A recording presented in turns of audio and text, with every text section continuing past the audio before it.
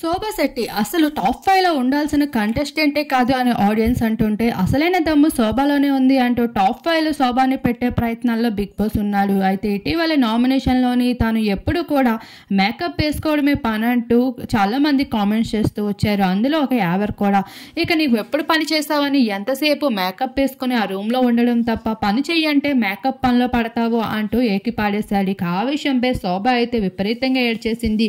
నేను పనులే చెయ్యనంట, వంట రాని దాన్ని కూడా ఈ బిగ్ బాస్ హౌస్ లో వంట నేర్చుకొని చేస్తే పనులే రావంటారా అంటూ బిగ్ బాస్ హౌస్ ని మొత్తం ఊడ్చేస్తూ ఉంది చీపుర్ని పట్టుకొని. ఇక అమర్దీప్ అయితే ఒసే నీకు నేను పని చెప్పలేదు కదా అంటే, లేదు నేను ఉన్న 2 వారాలు కూడా నేనేంటో చూపిస్తా, పని చేయలేదు అంటున్నారు.